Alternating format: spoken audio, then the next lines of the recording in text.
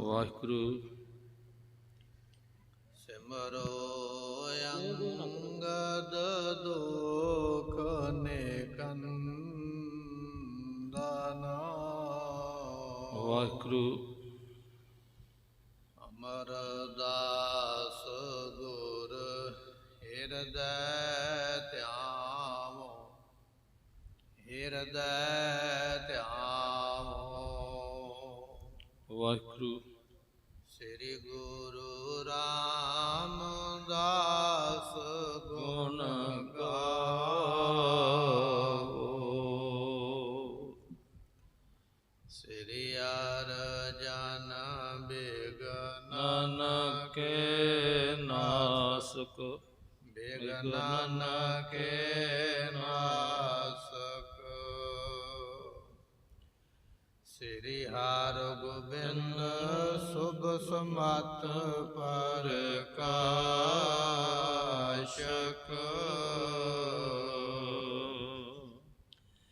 ਸ੍ਰੀ ਹਰਿ ਰਾਇ ਨਮੋ ਕਰ ਜੋਰੀ, ਨਮੋ ਕਰ ਜੋਰੀ।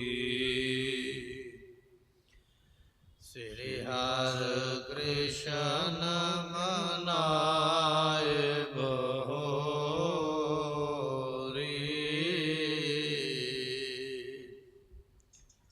ਤੇਗ ਬਹਾਦਰ ਪਰਮ ਕਿਰਪਾਲਾ, ਸਤਿਗੁਰ ਪਰਮ ਕਿਰਪਾਲਾ।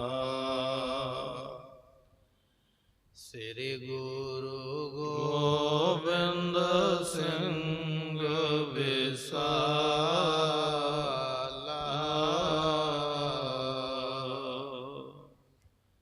ਤਾਰੋਂ ਤਾਰਾ ਪਰ ਪੁਨ ਪੁਨ ਸੀਸਾ ਜੀ, ਪੁਨ ਪੁਨ ਸੀਸਾ। ਬੰਦੋ ਬਾਰ ਬਾਰ ਜਗਦੀਸਾ।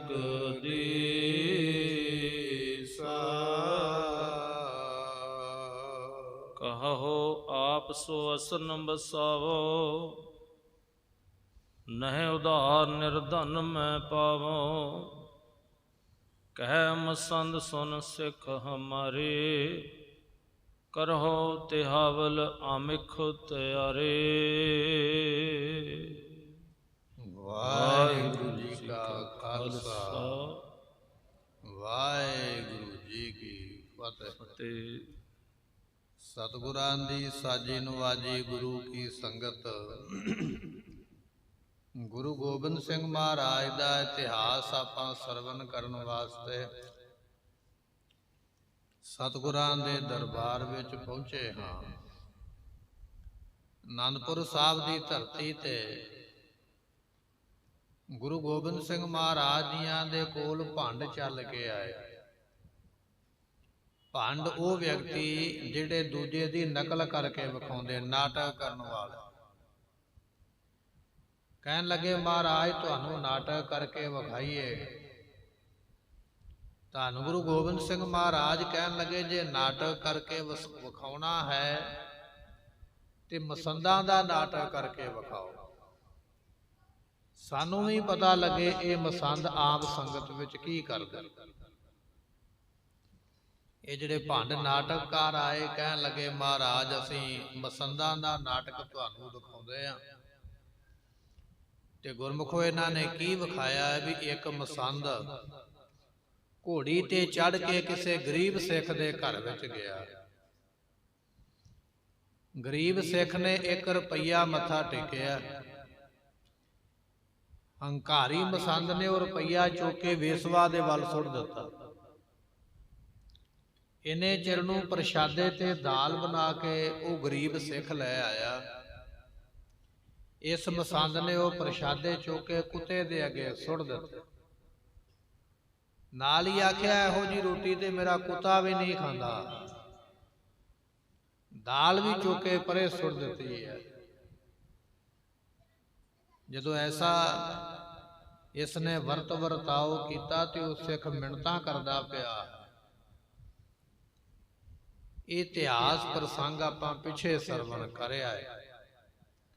ਸਿੱਖ ਕਿਵੇਂ ਤਰਲਾ ਕਰੇਗਾ ਔਰ ਮਸੰਦ ਆਪਣੀਆਂ ਕੀ ਕੀ ਸ਼ਰਤਾਂ ਦੱਸਦਾ ਹੈ, ਔਰ ਉਹ ਨਾਟਕ ਕਰਨ ਵਾਲੇ ਕਿਵੇਂ ਨਾਟਕ ਮਹਾਰਾਜ ਨੂੰ ਵਿਖਾ ਰਹੇ ਨੇ, ਉਹ ਅੱਜ ਬਚਨ ਆਪਾਂ ਅੱਗੇ ਸਰਵਣ ਕਰਾਂਗੇ।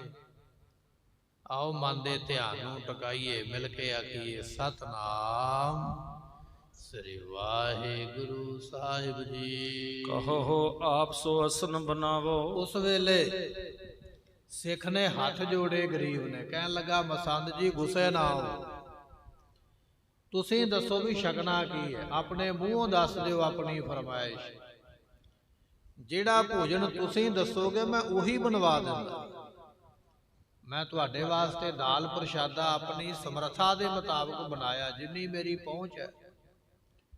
ਤੁਹਾਨੂੰ ਪਸੰਦ ਨਹੀਂ ਆਇਆ ਉਹ ਗੱਲ ਵੱਖਰੀ ਹੈ। ਹੁਣ ਤੁਸੀਂ ਦੱਸੋ ਵੀ ਕੀ ਛਕੋਗੇ, ਜੋ ਤੁਸੀਂ ਖਾਓਗੇ ਮੈਂ ਉਹ ਲਿਆ ਕੇ ਬਣਾ ਦਿੰਦਾ। ਸਿੱਖ ਇਸ ਤਰ੍ਹਾਂ ਮਸੰਦ ਦੀਆਂ ਮਿੰਨਤਾਂ ਕਰਦਾ ਹੈ। ਮੈਂ ਉਧਾਰ ਨਿਰਧਨ ਮੈਂ ਪਾਵੋ। ਨਾਲ ਆਪਣੀ ਅਸਮਰੱਥਾ ਵੀ ਜਨਾਈ ਹੈ ਕਿ ਮੈਂ ਕਿਸੇ ਕੋਲੋਂ ਉਧਾਰ ਲੈਂਦਾ ਹਾਂ ਤੇ ਮੈਨੂੰ ਕੋਈ ਉਧਾਰ ਦਿੰਦਾ ਨਹੀਂ। ਦੱਸਦਾ ਪਿਆ ਵੀ ਮੈਂ ਇੰਨਾ ਗਰੀਬ ਹਾਂ, ਉਧਾਰ ਵੀ ਤੇ ਅਗਲਾ ਹੈਸੀਅਤ ਵੇਖ ਕੇ ਹੀ ਦੇਵੇਗਾ ਨਾ ਵੀ ਇਹ ਬੰਦਾ ਉਧਾਰ ਚੁਕਾ ਸਕਦਾ ਕਿ ਨਹੀਂ ਚੁਕਾ ਸਕਦਾ। ਮੈਂ ਇੰਨਾ ਗਰੀਬ ਹਾਂ ਕਿ ਮੈਨੂੰ ਕੋਈ ਉਧਾਰ ਦਿੰਦਾ ਵੀ ਨਹੀਂ ਹੈ, ਮੈਂ ਲਿਆ ਵੀ ਨਹੀਂ ਸਕਦਾ। ਮੈਂ ਤੇ ਜੋ ਕੁਝ ਬਣਾਉਣਾ ਹੈ ਉਹ ਮੈਨੂੰ ਘਰ ਦੀ ਚੀਜ਼ ਵੇਚ ਕੇ ਬਣਾਉਣਾ ਪਵੇਗਾ, ਪਰ ਫਿਰ ਵੀ ਮੈਂ ਤੁਹਾਡੇ ਵਾਸਤੇ ਜੋ ਤੁਸੀਂ ਫਰਮਾਇਸ਼ ਕਰੋਗੇ ਉਹ ਭੋਜਨ ਬਣਾ ਕੇ ਦੇਵਾਂਗਾ, ਭਾਵੇਂ ਮੈਨੂੰ ਕੁਝ ਵੀ ਕਰਨਾ ਪਵੇ, ਪਰ ਤੁਸੀਂ ਗੁੱਸੇ ਨਾ ਆਓ। ਮੈਨੂੰ ਦੱਸੋ ਵੀ ਛਕਣਾ ਕੀ ਹੈ। ਕਹਿ ਮਸੰਦ ਸੁਨ ਸਿੱਖ ਹਮਾਰੇ। ਜਦੋਂ ਮਸੰਦ ਨੇ ਇਹ ਗੱਲ ਸੁਣੀ ਵੀ ਸਿੱਖ ਮਿੰਨਤ ਕਰਦਾ ਪਿਆ ਔਰ ਮੇਰੀ ਪੁੱਛਦਾ ਪਿਆ ਵੀ ਮੈਂ ਜੋ ਖਾਣਾ ਉਹ ਦੱਸਾਂ ਤੇ ਇਹ ਬਣਾਵੇਗਾ, ਥੋੜਾ ਜਿਹਾ ਗੁੱਸਾ ਠੰਡਾ ਕੀਤਾ ਮਸੰਦ ਨੇ। ਬੈਠ ਗਿਆ ਉਹਦੇ ਘਰ ਵਿੱਚ ਫਿਰ ਮੰਜੇ ਤੇ, ਕਹਿਣ ਲੱਗਾ ਜੇ ਮੇਰੀ ਗੱਲ ਸੁਣਨੀ ਚਾਹੁੰਦਾ, ਮੇਰੇ ਕੋਲੋਂ ਪੁੱਛਣਾ ਚਾਹੁੰਦਾ ਵੀ ਮੈਂ ਕੀ ਖਾਣਾ ਹੈ, ਤੇ ਫਿਰ ਮੈਂ ਤੈਨੂੰ ਦੱਸ ਦਿੰਦਾ। ਜਿਸ ਤਰ੍ਹਾਂ ਮੈਂ ਕਹਿੰਦਾ ਉਸ ਤਰ੍ਹਾਂ ਬਣਾਉਣਾ ਕਰ। ਕਰੋ ਤਿਹਾਵਲ ਆਮਿਖ ਤਿਆਰੇ। ਮੇਰੇ ਵਾਸਤੇ ਇੱਕ ਤੇ ਕੜਾਹ ਪ੍ਰਸ਼ਾਦ ਬਣਵਾ, ਮੈਂ ਪ੍ਰਸ਼ਾਦ ਖਾਣਾ ਚਾਹੁੰਦਾ, ਮੇਰਾ ਮਨ ਕਰਦਾ ਪਿਆ। ਹੁਣ ਪ੍ਰਸ਼ਾਦ ਬਣਾਉਣ ਵਾਸਤੇ ਦੇਸੀ ਘਿਓ ਦਾ ਇੰਤਜ਼ਾਮ ਕਰਨਾ ਪਵੇਗਾ, ਸੂਜੀ ਆਟਾ ਵਗੈਰਾ ਸਭ ਕੁਝ ਮਿੱਠਾ ਚਾਹੀਦਾ। ਸਿੱਖ ਗਰੀਬ ਹੈ, ਇੰਨੀ ਪਹੁੰਚ ਨਹੀਂ ਰੱਖਦਾ, ਉਹਦੀ ਇੰਨੀ ਹੈਸੀਅਤ ਨਹੀਂ ਹੈ। ਦਾਲ ਪ੍ਰਸ਼ਾਦਾ ਬਣਾ ਕੇ ਦਿੱਤਾ, ਕਹਿਣ ਲੱਗਾ ਨਾ ਦਾਲ ਪ੍ਰਸ਼ਾਦਾ ਨਹੀਂ, ਮੇਰੇ ਵਾਸਤੇ ਇੱਕ ਤੇ ਪ੍ਰਸ਼ਾਦ ਬਣਾ ਕੇ ਲਿਆ, ਮੈਂ ਉਹ ਖਾਣਾ ਚਾਹੁੰਦਾ।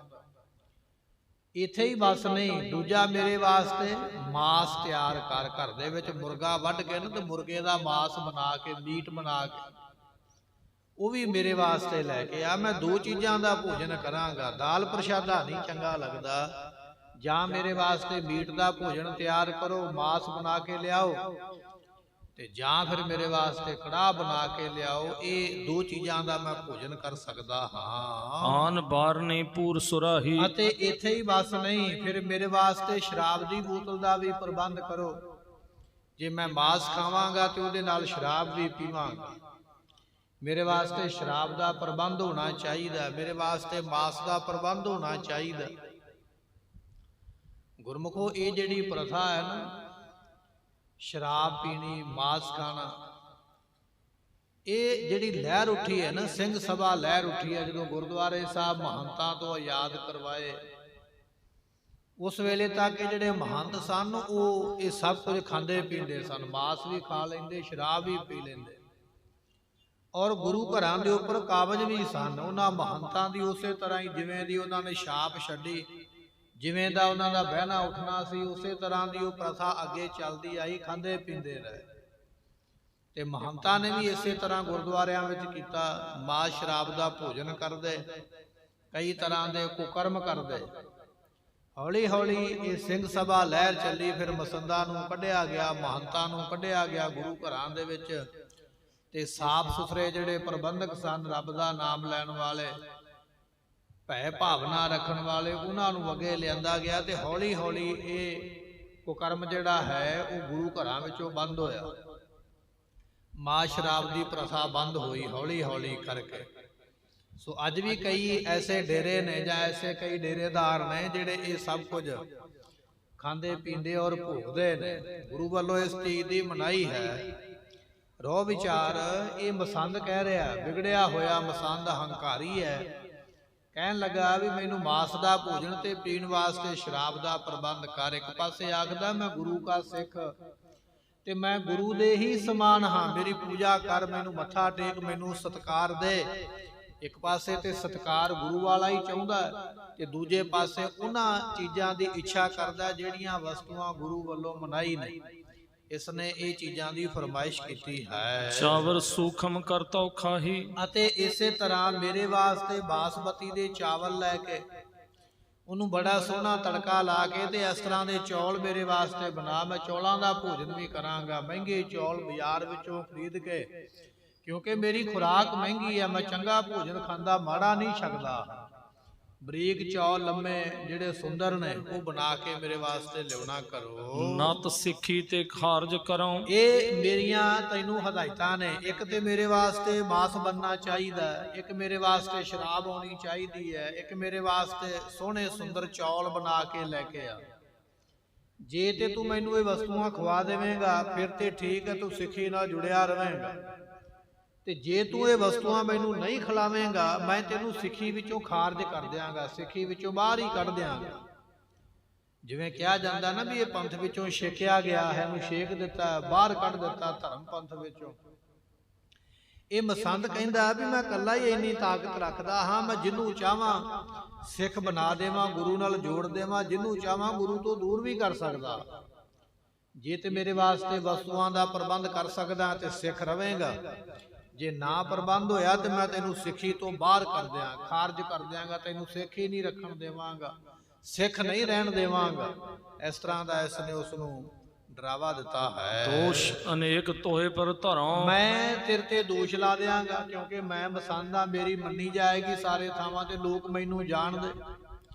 ਤੈਨੂੰ ਜਾਣਦਾ ਕੋਈ ਨਹੀਂ ਹੈ। ਮੈਂ ਤੇਰੇ ਤੇ ਦੋਸ਼ ਲਾ ਦਿਆਂਗਾ ਵੀ ਇਹ ਬੰਦੇ ਵਿੱਚ ਇਹ ਵੀ ਗੁਨਾਹ ਹੈ, ਇਹ ਬੰਦੇ ਵਿੱਚ ਇਹ ਵੀ ਗੁਨਾਹ ਹੈ, ਇਹ ਬੰਦਾ ਇੱਥੇ ਵੀ ਗਲਤੀ ਕਰਦਾ ਹੈ, ਬੰਦਾ ਇੱਥੇ ਵੀ ਗਲਤੀ ਕਰਦਾ। ਮੈਂ ਕਈ ਤਰ੍ਹਾਂ ਦੇ ਦੋਸ਼ ਲਾ ਦਿਆਂਗਾ ਤੇ ਸਾਰਿਆਂ ਨੇ ਮੇਰੀ ਗੱਲ ਹੀ ਮੰਨਣੀ ਹੈ ਵੀ ਵਾਕਿਆ ਜੇ ਇਹ ਕਹਿ ਰਿਹਾ ਮਸੰਦ ਤੇ ਵਾਕਿਆ ਹੀ ਸਿੱਖ ਦੇ ਵਿੱਚ ਗਲਤੀਆਂ ਹੋਣਗੀਆਂ। ਗੁਰਮੁਖੋ ਜਿਹੜਾ ਦੇ ਸਾਨੂੰ ਲੱਗੇ ਨਾ ਚੰਗਾ, ਉਹਦੇ 100 ਔਗਣ ਵੀ ਸਾਨੂੰ ਗੁਣ ਹੀ ਲੱਗਦੇ ਵੀ ਇਹ ਬੜਾ ਹੀ ਚੰਗਾ, ਉਹਦਾ ਅਸੀਂ ਬਿਨਾਂ ਗੱਲ ਤੋਂ ਹੀ ਪੱਖ ਕਰਦੇ, ਭਾਵੇਂ ਉਹ ਜੋ ਮਰਜ਼ੀ ਕਰੇ ਉਹਨੂੰ ਵੇਖ ਕੇ ਅੱਖਾਂ ਬੰਦ ਕਰ ਲਈਦੀ। ਤੇ ਜਿਹਦਾ ਅਸੀਂ ਵਿਰੋਧ ਕਰਦੇ ਹਾਂ, ਨਫ਼ਰਤ ਸਾਡੇ ਮਨ ਵਿੱਚ ਪੈਦਾ ਹੋ ਜਾਵੇ, ਭਾਵੇਂ ਅਸੀਂ ਬੜਾ ਵੀ ਰੱਬ ਦਾ ਨਾਮ ਲੈਂਦੇ ਹੋਈਏ, ਆਪਣੇ ਆਪ ਨੂੰ ਬੜਾ ਗੁਰੂ ਕਾ ਸਿੱਖ ਅਖਵਾਉਂਦੇ ਹੋਈਏ, ਨਫ਼ਰਤ ਪੈਦਾ ਹੋ ਜਾਵੇ, ਉਸ ਬੰਦੇ ਵਿੱਚ 100 ਗੁਣ ਹੋਣ ਤੇ ਤਾਂ ਵੀ ਔਗਣ ਹੀ ਲੱਗਦੇ ਨੇ। ਉਹਦੇ ਅਸੀਂ ਔਗਣ ਦੀ ਗੱਲ ਹੀ ਕਰਾਂਗੇ ਜਿੱਥੇ ਕਰਾਂਗੇ। ਅਨਹੁੰਦਾ ਭਾਰ ਨਿੰਦਕ ਸਿਰ ਧਰਾ, ਮਹਾਰਾਜ ਦੀ ਬਾਣੀ ਦਾ ਬਚਨ ਹੈ। ਤੁਸੀਂ ਕਿਸੇ ਨੂੰ ਭਾਰ ਚੁਕਾਉਂਦੇ ਹੋ ਕੁੱਲੀ ਨੂੰ ਤੇ ਪੈਸੇ ਦੇਣੇ ਪੈਣਗੇ, ਪਰ ਨਿੰਦਿਆ ਕਰਨ ਵਾਲਾ ਬਿਨਾਂ ਪੈਸੇ ਤੋਂ ਤੁਹਾਡਾ ਭਾਰ ਚੁੱਕਦਾ, ਤੁਹਾਡੇ ਔਗੁਣਾਂ ਦਾ ਪ੍ਰਚਾਰ ਕਰਕੇ, ਤੁਹਾਡਾ ਪ੍ਰਚਾਰ ਕਰਕੇ, ਬਦਨਾਮੀ ਕਰਕੇ ਉਹ ਭਾਰ ਚੁੱਕ ਕੇ ਆਪ ਨਰਕਾਂ ਵੱਲ ਨੂੰ ਤੁਰਿਆ ਜਾ ਰਿਹਾ, ਨਰਕਾਂ ਦਾ ਦਰਵਾਜ਼ਾ ਖੋਲਦਾ ਪਿਆ ਆਪਣੇ ਵਾਸਤੇ। ਇਹ ਮਨੁੱਖ ਦੀ ਫਿਤਰਤ ਹੈ। ਜਿਹਦੇ ਨਾਲ ਪੱਖ ਕਰਦਾ ਉਹਦੇ ਔਗਣ ਵੀ ਗੁਣ ਲੱਗਦੇ, ਤੇ ਜਿਹਦੇ ਨਾਲ ਉਹਦਾ ਵੈਰ ਪੈ ਜਾਂਦਾ ਉਹਦੇ ਗੁਣ ਵੀ ਔਗਣਾਂ ਵਿੱਚ ਬਦਲ ਜਾਂਦੇ। ਇਹ ਮਸੰਦ ਵੀ ਇਸੇ ਤਰ੍ਹਾਂ ਹੀ ਕਹਿ ਰਿਹਾ। ਕਹਿਣ ਲੱਗਾ ਜੇ ਤੇ ਮੈਨੂੰ ਮਾਸ ਤੇ ਸ਼ਰਾਬ ਦੇਵੇਂਗਾ ਤੇ ਮੈਂ ਆਖਾਂਗਾ ਵੀ ਇਹ ਸਿੱਖ ਬੜਾ ਹੀ ਚੰਗਾ ਹੈ, ਤੇਰਾ ਪ੍ਰਚਾਰ ਕਰਾਂਗਾ। ਜੇ ਤੂੰ ਮੈਨੂੰ ਇਹ ਚੀਜ਼ਾਂ ਨਾ ਦਿੱਤੀਆਂ ਤੇ ਮੈਂ ਦੁਨੀਆ ਨੂੰ ਕਹਿ ਦਿਆਂਗਾ ਵੀ ਇਹ ਤੇ ਸਿੱਖ ਹੀ ਬੜਾ ਮਾੜਾ ਹੈ, ਇਹ ਨਹੀਂ ਹੋਣਾ ਚਾਹੀਦਾ। ਇਸ ਤਰ੍ਹਾਂ ਕਹਿ ਕੇ ਮੈਂ ਤੈਨੂੰ ਸਿੱਖੀ ਵਿੱਚੋਂ ਬਾਹਰ ਕੱਢ ਦੇਣਾ। ਇਸ ਤਰ੍ਹਾਂ ਇਸ ਮਸੰਦ ਨੇ ਉਹ ਗਰੀਬ ਸਿੱਖ ਨੂੰ ਡਰਾਵਾ ਦਿੱਤਾ ਹੈ। ਸੁਨ ਸਿੱਖਨ ਕਰ ਜ਼ੋਰ ਮਨਾਇਓ। ਉਹ ਜਿਹੜਾ ਸਿੱਖ ਸੀ ਨਾ ਉਹਨੇ ਹੱਥ ਜੋੜ ਲੈ, ਕਹਿਣ ਲੱਗਾ ਜੀ ਮੈਨੂੰ ਸਿੱਖੀ ਤੋਂ ਬਾਹਰ ਨਾ ਕਰਿਓ, ਤੇ ਮੇਰੀ ਮਿਹਨਤ ਹੈ ਵੀ ਤੁਸੀਂ ਪ੍ਰਵਾਨ ਕਰ ਲਵੋ, ਜੋ ਤੁਸੀਂ ਕਹਿੰਦੇ ਹੋ ਨਾ ਮੈਂ ਕਰਨ ਵਾਸਤੇ ਤਿਆਰ ਹਾਂ, ਜੋ ਤੁਸੀਂ ਖਾਣਾ ਮੈਂ ਲਿਆ ਦਿੰਦਾ, ਪਰ ਮੇਰੇ ਤੇ ਸ਼ਿਵਾ ਕਰੋ, ਮੈਨੂੰ ਸਿੱਖੀ ਤੋਂ ਬਾਹਰ ਨਾ ਕਰੋ। ਨੱਥ ਵੇਚ ਸੋ ਸਗਲ ਬਣਾਇਓ। ਕਹਿਣ ਲੱਗੇ ਵੀ ਇਸ ਨੇ ਆਪਣੀ ਘਰਵਾਲੀ ਦਾ ਗਹਿਣਾ ਲੈ ਕੇ ਨਾ, ਸੋਨੇ ਦਾ ਗਹਿਣਾ, ਨੱਥ ਕਾਂਟੇ ਝੁਮਕੇ ਵਗੈਰਾ ਜੋ ਵੀ ਹੈ, ਉਹਦੇ ਵਿੱਚੋਂ ਇੱਕ ਗਹਿਣਾ ਵੇਚ ਕੇ ਬਾਣੀਏ ਦੇ ਅੱਗੇ ਤੇ ਕੁਝ ਪੈਸੇ ਬਾਣੀਏ ਦੇ ਕੋਲੋਂ ਲੈ ਕੇ ਤੇ ਜਿਹੜੀਆਂ ਵਸਤੂਆਂ ਇਹਨੇ ਕਹੀਆਂ ਮਸੰਦ ਨੇ ਉਸ ਤਰੀਕੇ ਨਾਲ ਤਿਆਰ ਕਰਵਾਈਆਂ ਹਨ। ਖਾਇਓ ਬੇਸਵਾ ਸਹਿਤ ਮਸੰਦ। ਇਹ ਜਿਹੜਾ ਮਸੰਦ ਹੈ ਇਹ ਆਪ ਵੀ ਮਾਸ ਖਾ ਰਿਹਾ ਹੈ, ਜਿਹੜੀ ਨਾਲ ਵੇਸਵਾ ਲੈ ਕੇ ਗਿਆ ਉਹ ਵੀ ਨਾਲ ਇਹਦੇ ਮਾਸ ਖਾ ਰਹੀ ਹੈ, ਆਪ ਵੀ ਸ਼ਰਾਬ ਪੀ ਰਿਹਾ, ਵੇਸਵਾ ਵੀ ਸ਼ਰਾਬ ਪੀ ਰਹੀ ਹੈ। ਇਸ ਤਰ੍ਹਾਂ ਦਾ ਵੱਡਾ ਭਾਰੀ ਪਾਪ ਇਹ ਮਸੰਦ ਜਿਹੜਾ ਉਸ ਗਰੀਬ ਸਿੱਖ ਨੂੰ ਡਰਾ ਕੇ ਉਹਦਾ ਫਾਇਦਾ ਚੁੱਕਦਾ ਪਿਆ, ਉਹਦੇ ਘਰ ਦਾ ਸੋਨਾ ਵਕਾ ਕੇ ਉਹਦੇ ਕੋਲੋਂ ਸ਼ਰਾਬ ਤੇ ਮਾਸ ਮੰਗਾ ਕੇ ਪੀ ਕੇ ਆਪ ਵੀ ਪੀਤਾ, ਵੇਸਵਾ ਨੂੰ ਵੀ ਪਿਲਾਇਆ ਹੈ। ਤਉ ਤਾੜਨਾ ਕਰਤ ਬਿਲੰਦ। ਪੀ ਵੀ ਲਿਆ ਔਰ ਬਾਅਦ ਵਿੱਚ ਫਿਰ ਉਹਨੂੰ ਝਿੜਕਾਂ ਮਾਰਦਾ ਪਿਆ, ਫਿਰ ਵੀ ਉਹਨੂੰ ਡਰਾਉਂਦਾ ਪਿਆ, ਧਮਕਾਉਂਦਾ ਪਿਆ, ਆਪਣਾ ਰੋਹ ਮਾਰਦਾ।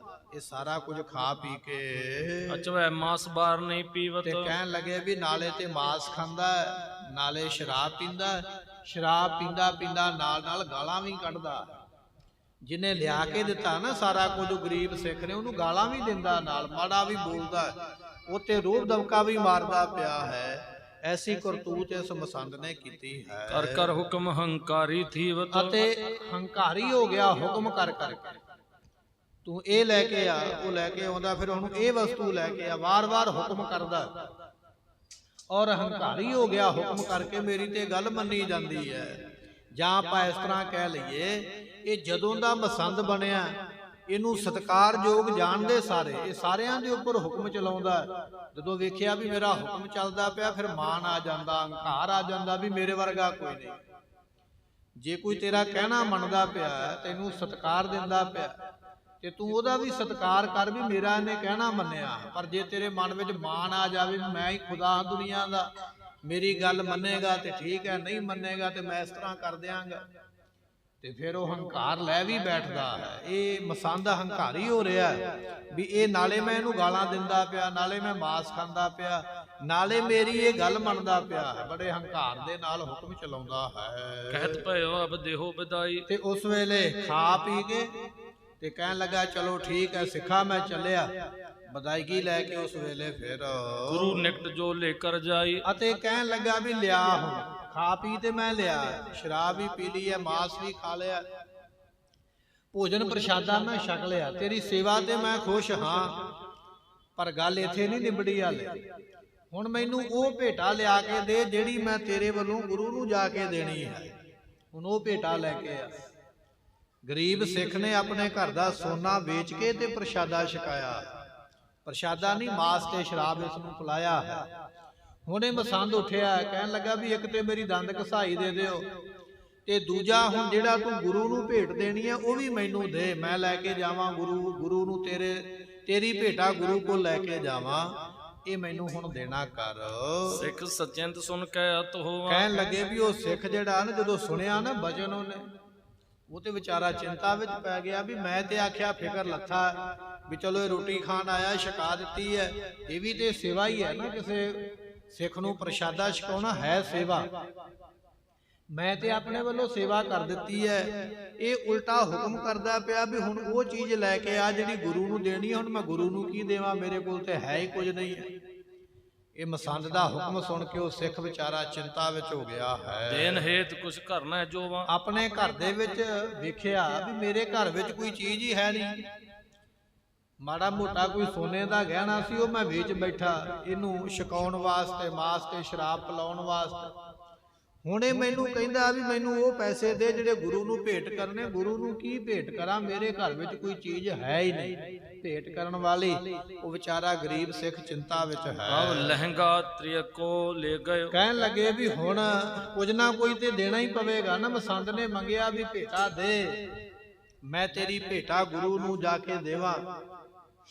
ਇਹਦੇ ਘਰ ਦੇ ਵਿੱਚ ਇਹਦੀ ਘਰਵਾਲੀ ਦਾ ਲਹਿੰਗਾ ਜਿਹੜਾ ਕਿਤੇ ਵਿਆਹ ਦੇ ਸਮੇਂ ਉਹਨੇ ਬਣਾਇਆ ਸੀ, ਉਹ ਲਹਿੰਗਾ ਫਿਰ ਲੈ ਕੇ ਸਿੱਖ ਨੇ ਸੋਚਿਆ ਵੀ ਹੋਰ ਤੇ ਕੋਈ ਘਰ ਵਿੱਚ ਮਹਿੰਗਾ ਜਾਂ ਚੰਗਾ ਵਸਤਰ ਨਹੀਂ, ਨਵਾਂ ਵਸਤਰ ਨਹੀਂ ਹੈ, ਇੱਕ ਇਹ ਵਸਤੂ ਸੰਭਾਲੀ ਸੀ ਜੀ ਵਿਆਹ ਦਾ, ਜਾਣ ਕੇ ਵੀ ਵਿਆਹ ਵੇਲੇ ਇਹ ਲਹਿੰਗਾ ਪਾਇਆ ਤੇ ਉਹ ਸਾਂਭਿਆ ਹੋਇਆ ਸੀ ਨਿਸ਼ਾਨੀ ਸਮਝ ਕੇ। ਉਹ ਗਰੀਬ ਸਿੱਖ ਨੂੰ ਆਪਣੀ ਘਰਵਾਲੀ ਦਾ ਲਹਿੰਗਾ ਲੈ ਕੇ ਏਕ ਰਜਤਪਣ ਆਨਤ ਭਇਓ। ਉਸ ਵਿਚਾਰੇ ਨੇ ਉਹ ਵੀ ਵੇਚ ਦਿੱਤਾ, ਕਿਸੇ ਚੰਗੇ ਘਰ ਦੇ ਵਿੱਚ ਜਾ ਕੇ ਆਖਿਆ ਵੀ ਆ ਅਸੀਂ ਲਹਿੰਗਾ ਬਣਵਾਇਆ ਸੀ, ਸਾਡੇ ਹੁਣ ਕੰਮ ਨਹੀਂ ਹੈ, ਮੈਨੂੰ ਇਸ ਵੇਲੇ ਪੈਸਿਆਂ ਦੀ ਜ਼ਰੂਰਤ ਪੈ ਗਈ ਹੈ, ਤੁਸੀਂ ਇਹ ਲਹਿੰਗਾ ਰੱਖ ਲਓ ਤੇ ਮੈਨੂੰ ਥੋੜੇ ਬਹੁਤੇ ਪੈਸੇ ਦੇ। ਤੇ ਕਹਿਣ ਲੱਗੇ ਉਸ ਵਿਅਕਤੀ ਨੇ ਲਹਿੰਗੇ ਵੱਲ ਵੇਖ ਕੇ ਵੀ ਚੰਗੇ ਕੱਪੜੇ ਦਾ ਬਣਿਆ, ਚੰਗਾ ਬਣਿਆ ਹੈ, ਪਹਿਨਿਆ ਵੀ ਨਹੀਂ ਹੈ ਬਹੁਤਾ। 1 ਰੁਪਈਆ ਉਸ ਲਹਿੰਗੇ ਦਾ ਮਿਲਿਆ। 1 ਰੁਪਈਆ ਲੈ ਕੇ ਉਹ ਗਰੀਬ ਸਿੱਖ ਆਪਣੇ ਘਰ ਵਿੱਚ ਆਇਆ ਹੈ। ਮਤ ਸੁਰਾ ਕਰ ਦੇਨ ਜੋ ਲਾਗਿਓ। ਕਹਿਣ ਲੱਗੇ ਵੀ ਉਸ ਵੇਲੇ ਉਹ ਜਿਹੜਾ 1 ਰੁਪਈਆ ਸੀ ਨਾ ਲੈ ਕੇ, ਤੇ ਜਦੋਂ ਦੇਣ ਲੱਗਾ ਉਹ ਮਸੰਦ ਦੇ ਹੱਥ ਵਿੱਚ, ਤੇ ਮਸੰਦ ਨੇ ਸ਼ਰਾਬ ਪੀਤੀ ਹੋਈ ਹੈ, ਤੇ ਇਸ ਵੇਲੇ ਸ਼ਰਾਬ ਦਾ ਨਸ਼ਾ ਵੀ ਹੋ ਗਿਆ। ਸ਼ਰ ਆਬ ਤੋਂ ਭਾਵ ਹੁੰਦਾ ਗੁਰਮੁਖੋ ਸ਼ਰਾਰਤ ਦਾ ਪਾਣੀ। ਸ਼ਰ ਨਾਮ ਸ਼ਰਾਰਤ, ਆਬ ਨਾਮ ਪਾਣੀ, ਸ਼ਰਾਰਤ ਦਾ ਪਾਣੀ। ਜਿਹਨੂੰ ਪੀ ਕੇ ਸ਼ਰਾਰਤਾਂ ਸੁਝਣ ਉਹਨੂੰ ਕਿਹਾ ਜਾਂਦਾ ਸ਼ਰਾਬ। ਸੋ ਕਹਿਣ ਲੱਗੇ ਵੀ ਇਹ ਮਸੰਦ ਸ਼ਰਾਬ ਪੀ ਕੇ ਦੇ ਨਸ਼ੇ ਵਿੱਚ ਹੋ ਗਿਆ, ਟੱਲੀ ਹੋ ਗਿਆ ਨਸ਼ੇ ਵਿੱਚ। ਇਹਨੇ ਚਿਰ ਨੂੰ ਗਰੀਬ ਸਿੱਖ ਰੁਪਈਆ ਲਿਆ ਕੇ ਤੇ ਉਹਨੇ ਫੜਾਇਆ ਵੀ ਲਓ ਆ ਮੇਰੇ ਵੱਲੋਂ 1 ਰੁਪਈਆ ਗੁਰੂ ਨੂੰ ਭੇਟ ਕਰ ਦਿਓ। ਜਦੋਂ ਰੁਪਈਆ ਦਿੱਤਾ ਹੈ, ਦੇਖਤ ਕ੍ਰੋਧ ਮੂੜ ਕੇ ਜਾਗੇ। ਤੇ ਕਹਿਣ ਲੱਗੇ 1 ਰੁਪਈਆ ਵੇਖਦਿਆਂ ਮਸੰਦ ਨੂੰ ਫਿਰ ਗੁੱਸਾ ਆ ਗਿਆ। ਪਹਿਲਾਂ ਗੁੱਸਾ ਆਇਆ ਸੀ ਤੇ ਠੰਡਾ ਤਾਂ ਕੀਤਾ ਵੀ ਮੇਰੇ ਵਾਸਤੇ ਸ਼ਰਾਬ ਤੇ ਮਾਸ ਦਾ ਪ੍ਰਬੰਧ ਕਰ। ਉਹ ਤੇ ਗੁੱਸਾ ਠੰਡਾ ਕਰ ਲਿਆ, ਸ਼ਰਾਬ ਤੇ ਮਾਸ ਖਿਲਾ ਪਿਲਾ ਕੇ। ਹੁਣ ਮਸੰਦ ਨੇ 1 ਰੁਪਈਆ ਫਿਰ ਵੇਖਿਆ ਵੀ ਇਹ ਤੇ ਭੇਟਾ ਅਜੇ ਵੀ ਨਹੀਂ ਦਿੰਦਾ ਪਿਆ। ਕਹਿਣ ਲੱਗੇ ਮਸੰਦ ਨੂੰ ਫਿਰ ਗੁੱਸਾ ਆਇਆ ਹੈ। ਸਿੱਖ ਪਰਿਓ ਪਾਇਨ ਪਰ ਜਬੈ। ਉਸ ਵੇਲੇ ਜਦੋਂ ਗੁੱਸਾ ਆਇਆ ਤੇ ਸਿੱਖ ਨੇ ਜਾਣਿਆ ਵੀ ਇਹਨੇ ਰੁਪਈਆ ਲੈਣਾ ਨਹੀਂ, ਇਹ ਤੇ ਸੁੱਟੇਗਾ ਰੁਪਈਆ, ਮੇਰੇ ਤੇ ਹੋਰ ਫਰਮਾਨ ਕਰੇਗਾ, ਮੈਂ ਦੇਣ ਜੋਗਾ ਨਹੀਂ। ਉਹ ਸਿੱਖ ਨੇ ਭੱਜ ਕੇ ਇਹਦੇ ਪੈਰ ਫੜ ਲਿਆ ਮਸੰਦ ਦੇ ਵੀ ਇਹ ਰੁਪਈਆ ਤੁਸੀਂ ਰੱਖ ਹੀ ਲਓ, ਮੈਂ ਮਿੰਨਤਾਂ ਕਰਦਾ ਤੁਹਾਡੀਆਂ, ਤਰਲੇ ਕਰਦਾ ਵੀ ਇਹ ਰੁਪਈਆ ਨਾ ਵਾਪਸ ਕਰਿਓ, ਮੈਂ ਹੋਰ ਕੁਝ ਦੇ ਨਹੀਂ ਸਕਦਾ, ਮੈਂ ਬੜਾ ਗਰੀਬ ਆ, ਮੇਰੀ ਗਰੀਬੀ ਵੱਲ ਵੇਖੋ, ਮੇਰਾ ਇਹ ਰੁਪਈਆ ਹੀ ਆਪ ਜੀ ਅੰਗੀਕਾਰ ਕਰੋ। ਨਾਲੇ ਭੇਟਾ ਦਿੰਦਾ ਪਿਆ, ਨਾਲੇ ਪੈਰ ਫੜਦਾ ਪਿਆ। ਜਦੋਂ ਗਰੀਬ ਸਿੱਖ ਨੇ ਇਸ ਮਸੰਦ ਦੇ ਪੈਰ ਫੜੇ ਹਨ, ਲਾਤ ਪ੍ਰਹਾਰ ਕਰਤ ਭਾ ਤਵੈ। ਤੇ ਉਸ ਵੇਲੇ ਇਸ ਮਸੰਦ ਨੇ ਇਹ ਨਹੀਂ ਵੇਖਿਆ ਵੀ ਇਹਨੇ ਮੈਨੂੰ ਸ਼ਰਾਬ ਵੀ ਪਿਲਾਈ ਹੈ, ਮਾਸ ਵੀ ਖਿਲਾਇਆ ਹੈ, ਤੇ ਚਲੋ ਰੁਪਈਆ ਵੀ ਇਹ ਦਿੰਦਾ ਪਿਆ ਜੋ ਇਹਦੇ ਕੋਲ ਹੈ, ਮੇਰੇ ਪੈਰ ਵੀ ਫੜੇ ਨੇ, ਤਰਸ ਕੋਈ ਨਹੀਂ ਆਇਆ। ਉਹਨੇ ਪੈਰ ਫੜੇ ਹੋਏ ਤੇ ਮਸੰਦ ਨੇ ਅੱਗੋਂ ਲੱਤ ਮਾਰੀ ਹੈ, ਪੈਰ ਮਾਰਿਆ ਉਹਦੇ ਮੋਢੇ ਤੇ, ਲੱਤ ਮਾਰ ਕੇ ਤੇ ਪਰੇ ਸੁੱਟ ਦਿੱਤਾ ਵੀ ਤੂੰ ਮੇਰੇ ਪੈਰ ਕਿਉਂ ਫੜਦਾ ਪਿਆ, ਜੋ ਮੈਂ ਕਹਿੰਦਾ ਪਿਆ ਤੂੰ ਮੰਨਦਾ ਕਿਉਂ ਨਹੀਂ ਪਿਆ, ਮੇਰੀ ਗੱਲ ਮੰਨਦਾ ਨਹੀਂ, ਉਲਟਾ ਸਗੋਂ ਮੇਰੇ ਪੈਰ ਫੜਦਾ ਹੈ। ਇਸ ਤਰ੍ਹਾਂ ਜਾਣ ਕੇ ਮਸੰਦ ਨੇ ਕਹਿਣ ਲੱਗੇ ਵੀ ਸਿੱਖ ਦੇ ਲੱਤ ਮਾਰੀ ਹੈ। ਧਿਕ ਧਿਕ ਤੈਮ ਜਨਮ ਗਵਾਇਓ। ਨਾਲ ਹੀ ਆਖਿਆ, ਕਹਿਣ ਲੱਗਾ ਤ੍ਰਿਗਾਕਾਰ ਹੈ ਤੈਨੂੰ, ਤ੍ਰਿਗਾਕਾਰ ਹੈ, ਲਾਹਨਤ ਹੈ ਤੈਨੂੰ, ਤੂੰ ਜਨਮ ਹੀ ਆਪਣਾ ਗਵਾ ਲਿਆ। ਗੁਰਮੁਖੋ ਗਰੀਬ ਸਿੱਖ ਨੇ ਇਹਦੀਆਂ ਸਾਰੀਆਂ ਮੰਨਤਾਂ ਮੰਨੀਆਂ ਨੇ, ਜੋ ਇਹਨੇ ਕਿਹਾ ਉਹ ਕਰਦਾ ਪਿਆ, ਜਿਵੇਂ ਕਿਵੇਂ ਕਰਕੇ 1 ਰੁਪਈਆ ਭੇਟ ਵੀ ਦਿੰਦਾ ਪਿਆ, ਪਰ ਮਸੰਦ ਫਿਰ ਵੀ ਕਹਿੰਦਾ ਵੀ ਤੇਰੇ ਜਨਮ ਨੂੰ ਲਾਹਨਤ ਹੀ ਹੈ ਸਿੱਖਾ, ਤੂੰ ਤੇ ਜਨਮ ਹੀ ਗਵਾ ਲਿਆ ਆਪਣਾ, ਤੇਰਾ ਜਨਮ ਨਿਸਫਲ ਚਲੇ ਗਿਆ। ਇਸ ਤਰ੍ਹਾਂ ਆਖਦਾ ਹੈ, ਗੁਰ ਕੀ ਕਾਰ ਕਹਾਂ ਇੱਕ ਲਿਆਇਓ। ਕੀ ਇਹ ਗੁਰੂ ਵਾਸਤੇ 1 ਰੁਪਈਆ ਤੇਰੇ ਕੋਲੋਂ ਥੁੜਿਆ, ਤੇਰੇ ਕੋਲ ਬਹੁਤੇ ਰੁਪਈਏ ਕਿਉਂ ਨਹੀਂ ਹਨ, ਤੂੰ ਬਹੁਤੇ ਰੁਪਈਏ ਕਿਉਂ ਨਹੀਂ ਦਿੱਤੇ, ਕਿ ਗੁਰੂ 1 ਰੁਪਈਏ ਵਾਸਤੇ ਹੀ ਹੈ, ਤੂੰ 1 ਰੁਪਈਆ ਕਿਉਂ ਦਿੱਤਾ ਹੈ। ਲਿਓ ਰਜਤ ਪਣ ਨਫਰ ਉਠਾਏ। ਕਹਿਣ ਲੱਗੇ ਵੀ ਉਹ ਜਿਹੜਾ 1 ਰੁਪਈਆ ਸੀ ਨਾ, ਮਸੰਦ ਕਹਿੰਦਾ ਵੀ ਮੈਂ ਨਹੀਂ ਇਹਨੂੰ ਹੱਥ ਲਾਉਣਾ, ਇੰਨੀ ਛੋਟੀ ਰਕਮ ਨੂੰ ਮੈਂ ਨਹੀਂ ਹੱਥ ਲਾਉਂਦਾ, ਮੈਂ ਐਡਾ ਵੱਡਾ ਮਸੰਦ। ਆਪਣੇ ਨੌਕਰ ਨੂੰ ਇਸ਼ਾਰਾ ਕੀਤਾ ਵੀ ਨੌਕਰਾ ਰੁਪਈਆ ਤੂੰ ਫੜ ਲਾ। 1 ਰੁਪਈਆ ਜਿਹੜਾ ਸਿੱਖ ਨੇ ਆਪਣੇ ਘਰ ਦਾ ਬਸਤਰ ਵੇਚ ਕੇ ਬਣਾਇਆ, ਕਮਾਇਆ, ਦਿੱਤਾ ਗੁਰੂ ਵਾਸਤੇ, ਮਸੰਦ ਨੇ ਉਹਨੂੰ ਹੱਥ ਨਹੀਂ ਲਾਇਆ, ਆਪਣੇ ਨੌਕਰ ਨੂੰ ਫੜਾ ਦਿੱਤਾ ਹੈ। ਕਾਰ ਨਿਕਾਰਤ ਸਿੱਖ ਕੋ ਜਾਏ। ਅਤੇ ਤੁਰ ਪਿਆ ਘਰੋਂ ਬਾਹਰ ਤੇ ਨਾਲ ਗਾਲਾਂ ਕੱਢਦਾ ਜਾਂਦਾ, ਤੇਰਾ ਜਨਮ ਲਾਹਨਤ ਤੇਰੇ ਜਨਮ ਨੂੰ, ਤ੍ਰਿਗਾਕਾਰ ਤੇਰੇ ਜਨਮ ਨੂੰ, ਤੂੰ ਕੁਝ ਨਹੀਂ ਦਿੱਤਾ, ਤੂੰ ਕੋਈ ਸੇਵਾ ਨਹੀਂ ਕੀਤੀ ਹੈ। 1 ਰੁਪਈਆ ਆਪਣੇ ਨੌਕਰ ਨੂੰ ਦੇ ਕੇ ਮਸੰਦ ਤੁਰ ਪਿਆ ਬਾਹਰ ਨੂੰ, ਸਿੱਖ ਦੇ ਘਰ ਦੇ ਵਿੱਚੋਂ ਬਾਹਰ ਨਿਕਲਦਾ ਪਿਆ, ਬਾਹਰਲੇ ਦਰਵਾਜ਼ੇ ਨੂੰ ਜਾਂਦਾ, ਨਾਲ ਗਾਲਾਂ ਦਿੰਦਾ ਪਿਆ, ਗਾਲਾਂ ਦਿੰਦਾ ਤੁਰਿਆ ਜਾਂਦਾ ਹੈ। ਬੇਸਵਾ ਕੋ ਕੌਰੀ ਭਰ ਚਲਿਓ। ਅਤੇ ਕਹਿਣ ਲੱਗੇ ਨਾਲ ਵੇਸਵਾ ਹੈ, ਵੇਸਵਾ ਨੂੰ ਨਾਲ ਲੈ ਕੇ ਇਹ ਮਸੰਦ ਸ਼ਰਾਬ ਦੇ ਵਿੱਚ ਰੱਜਿਆ ਹੋਇਆ, ਨਸ਼ੇ ਦੇ ਵਿੱਚ ਮਸਤ ਹੈ, ਸਿੱਖ ਦੇ ਘਰੋਂ ਬਾਹਰ ਤੁਰਿਆ ਰਹਿਓ ਬਸੂਰਤ ਸਿੱਖ ਦੁੱਖ ਭਰਿਓ। ਉਹ ਜਿਹੜਾ ਸਿੱਖ ਸੀ ਨਾ, ਉਹ ਵਿਚਾਰਾ ਬੜਾ ਝੂਰਦਾ ਵੇਖ ਕੇ ਵੀ ਇਹ ਮੇਰੇ ਨਾਲ ਕੀ ਹੋਇਆ। ਇੱਕ ਤੇ ਘਰ ਦਾ ਗਹਿਣਾ ਵੇਚਿਆ, ਇਹਦੀ ਇੱਛਾ ਪੂਰੀ, ਡਿਮਾਂਡ ਪੂਰੀ ਕਰਨ ਵਾਸਤੇ ਵੀ ਮੈਂ ਮਾਸ ਤੇ ਸ਼ਰਾਬ ਹੀ ਖਾਵਾਂ ਪੀਵਾਂਗਾ। ਦੂਜਾ ਗੁਰੂ ਨੂੰ ਇਹਨੇ ਭੇਟ ਮੰਗੀ ਹੈ, ਮੈਂ ਆਪਣੇ ਘਰ ਦਾ ਬਸਤਰ ਵੇਚ ਕੇ, ਲਹਿੰਗਾ ਵੇਚ ਕੇ 1 ਰੁਪਈਆ ਦਿੱਤਾ, ਨਾਲੇ ਤੇ ਆਪਣੇ ਘਰ ਦੀਆਂ ਵਸਤੂਆਂ ਵੇਚੀਆਂ, ਨਾਲੇ ਮੈਂ ਗਾਲਾਂ ਖਾਧੀਆਂ, ਨਾਲੇ ਮੈਂ ਲੱਤ ਖਾਧੀ ਹੈ, ਨਾਲੇ ਮੈਂ ਅਪਮਾਨਿਤ ਹੋਇਆ, ਨਾਲੇ ਮੈਨੂੰ ਲਾਹਣਤਾਂ ਪਈਆਂ। ਇਸ ਤਰ੍ਹਾਂ ਸਿੱਖ ਵਿਚਾਰਾ ਆਪਣੇ ਘਰ ਦੇ ਵਿੱਚ ਬੜਾ ਝੂਰਦਾ ਹੈ। ਕਰ ਕਰ ਸਵਾਂਗ ਭਾਂਡ ਪਿਖਰਾਵੇਂ। ਕਹਿਣ ਲੱਗੇ ਗੁਰਮੁਖੋ, ਇਹ ਸਾਰਾ ਕੁਝ ਨਾ ਨਾਟਕ ਕਰਨ ਵਾਲਿਆਂ ਨੇ ਗੁਰੂ ਗੋਬਿੰਦ ਸਿੰਘ ਪਾਤਸ਼ਾਹ ਨੂੰ ਨਾਟਕ ਕਰਕੇ ਵਿਖਾਇਆ ਅਨੰਦਪੁਰ ਸਾਹਿਬ ਦੀ ਧਰਤੀ ਤੇ। ਮਹਾਰਾਜ ਤੁਹਾਡੇ ਮਸੰਦ ਇਸ ਤਰ੍ਹਾਂ ਕਰਦੇ ਸਿੱਖਾਂ ਦੇ ਘਰਾਂ ਵਿੱਚ ਜਾ ਕੇ, ਇਹ ਨਹੀਂ ਵੇਖਦੇ ਵੀ ਇਹ ਅਮੀਰ ਹੈ ਕਿ ਗਰੀਬ ਹੈ, ਇਹ ਦੇ ਸਕਦਾ ਹੈ ਕਿ ਨਹੀਂ ਦੇ ਸਕਦਾ। ਮਾਇਆ ਧਨ ਦੇਣਾ ਉਹ ਸਿੱਖ ਦੀ ਮਰਜ਼ੀ ਹੈ, ਜਿੰਨੀ ਕਿਸੇ ਦੀ ਸਮਰੱਥਾ ਹੈ ਉਹ ਦੇ ਸਕਦਾ। ਕਿਹਾ ਜਾਂਦਾ ਹੈ ਸਿੱਖ ਆਪਣਾ 10ਵਾਂ ਹਿੱਸਾ ਗੁਰੂ ਨੂੰ ਦੇਵੇ, ਪਰ 10ਵਾਂ ਹਿੱਸਾ ਸਿੱਖ ਆਪਣੀ ਮਰਜ਼ੀ ਨਾਲ ਦੇਵੇ। ਉਹਦੇ ਤੇ ਕੋਈ ਭਾਰ ਨਹੀਂ ਹੈ, ਕੋਈ ਡੰਡਾ ਨਹੀਂ ਉਹਦੇ ਸਿਰ ਤੇ ਰੱਖਿਆ ਵੀ ਦੇਣਾ ਹੀ ਪਵੇਗਾ।